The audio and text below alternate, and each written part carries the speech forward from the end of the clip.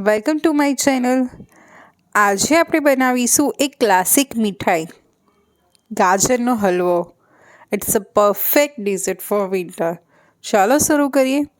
એના માટે આપણે એક મોટા વાસણમાં ઘી લીધેલું છે.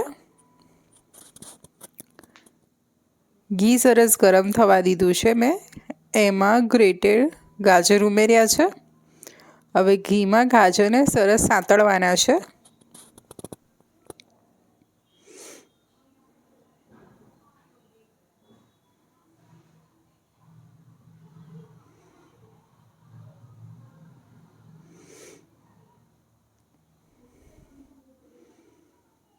હવે આપણે એને ઢાંકીને સરસ કૂક થવા દઈશું.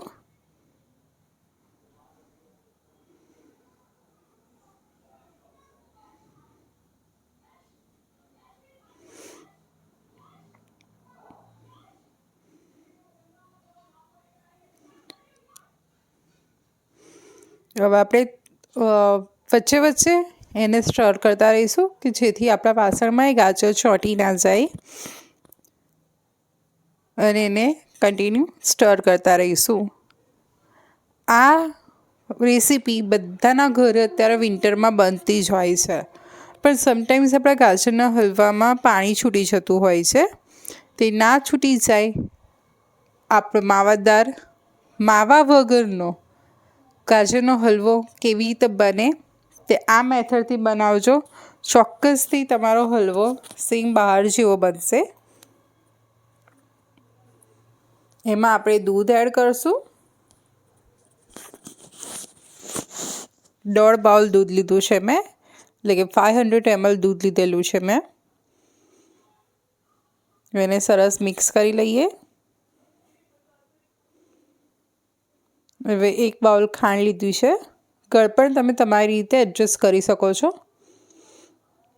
હવે એને મીડિયમ ફ્લેમ પર આપણે એને ઉકાળવાનું છે, જેથી દૂધ અને ખાંડનું પાણી બંને બળી જાય અને લશ્કેદાર ગાજરનો હલવો રેડી થઈ જાય ત્યાં સુધી આપણે એને સ્ટર કરતાં એને હલાવવાનું છે અને એને મસ્ત રેડી કરવાનું છે.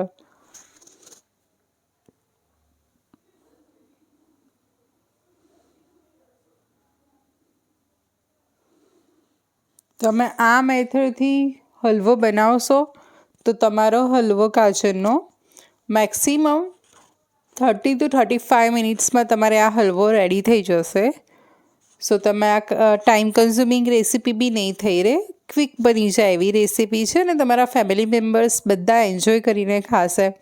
તો આ રેસીપી આ જ મેથડથી જરૂરથી ટ્રાય કરજો. તમે જોઈ શકો છો કે આપણે ખાસું મિલ્ક રિડ્યુસ થઈ ગયું છે.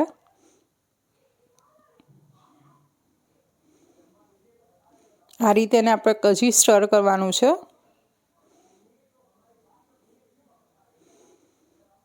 આપણા ગાજર બી દેખાઈ રહ્યા છે કેટલા સરસ સોફ્ટ થઈ ગયા છે.